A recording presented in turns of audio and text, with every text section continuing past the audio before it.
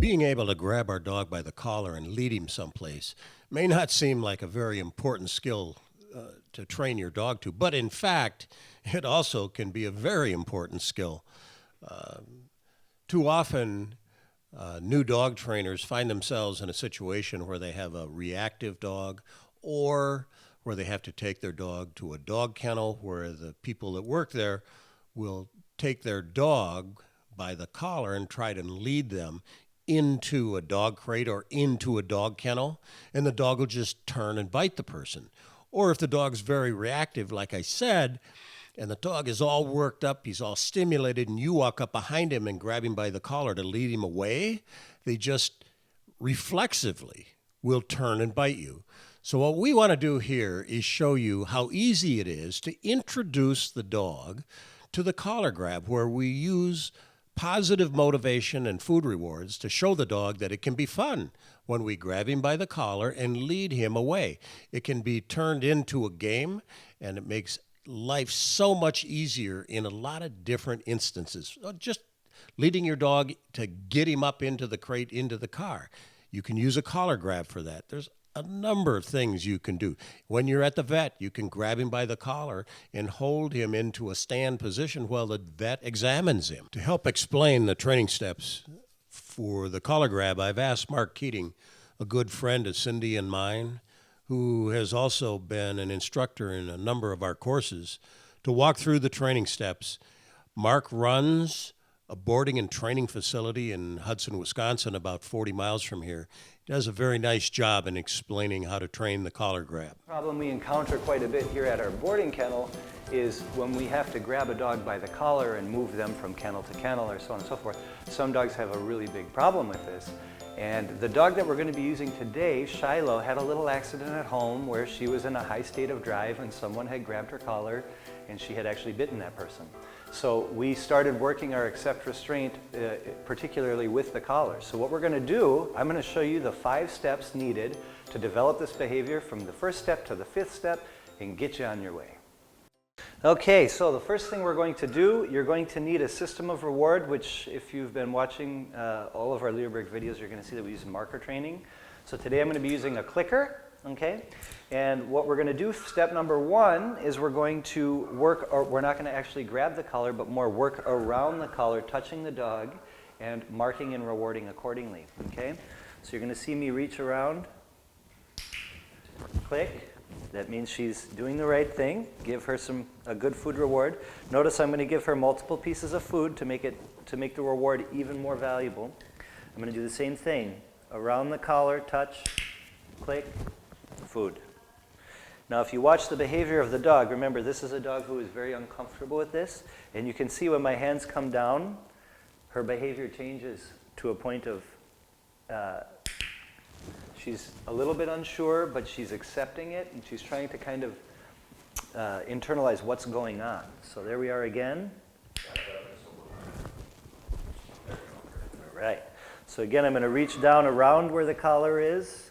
You can massage a little, and then you're going to click. Now, if you're going to be using a verbal mark instead, you could simply, if you say, let's say yes or okay, I also have a verbal mark with her and it's okay, so I'll use my verbal mark and do the same thing. Touch around, okay, good girl. You can see when she hears her mark, she's excited and knows that she's on the right track.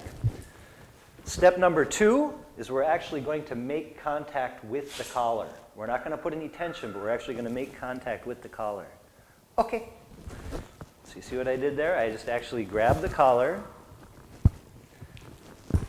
and reward it accordingly. So there I am again. You can always prime the dog up by petting her a little bit before you actually grab the collar. Okay, girl. Baby stepping all the way there. Good. Do the same thing. Okay. Again, step number 2.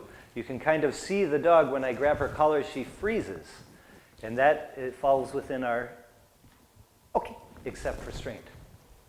Now, step number 3 is going to be we're actually going to make a little tension in the collar, just subtly, so she can feel that. And of course, we're going to mark and reward at the precise moment. So here we go, a little priming with the petting. You're reaching in, you're grabbing.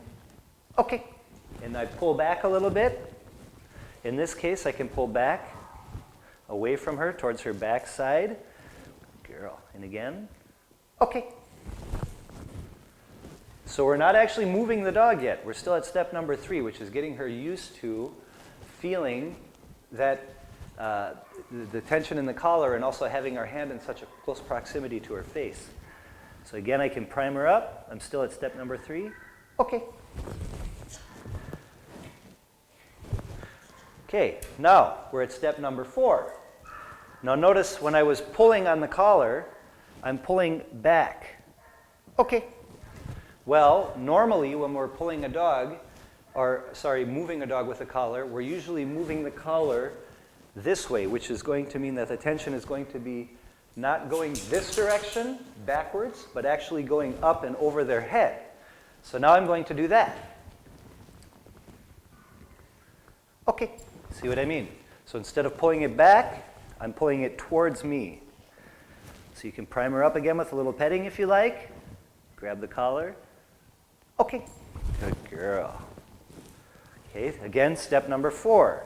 With each one of these 5 steps, you can take weeks for each step. It just depends on the dog you're working with and how fast they're moving. Like I said, she had an issue, and I've been working on this for a while. So, okay, priming her up with a little petting. Here's the collar. Okay. Okay, and now we're at step number 5, which is actually physically moving the dog. So what we're going to do now is we're going to grab the collar in the same way as step number 4, where we're pulling it towards us, and we're going to try and physically move the dog. All I'm going to ask is literally 1 inch or 2 inches of movement, and when I get that, I'm going to mark and reward accordingly. Okay? Here we go. Hi. Prime her up with a little bit of petting. It's fine. In this case, you can also reposition your body so you're in a different place in relation to the dog. I'm not right here. Now I'm at the side. So now I'm going to actually, move her. And what's happening, because of the work that I've been doing with her, she's already going along with that, we'll call it leash pressure, collar pressure. Okay? So here I am again. Okay. You see what I mean?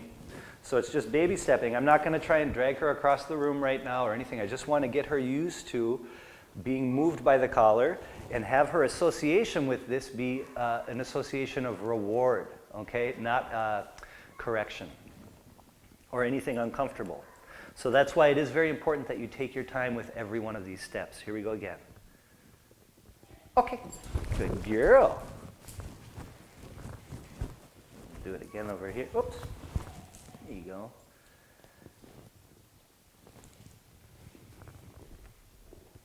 Okay. Good girl.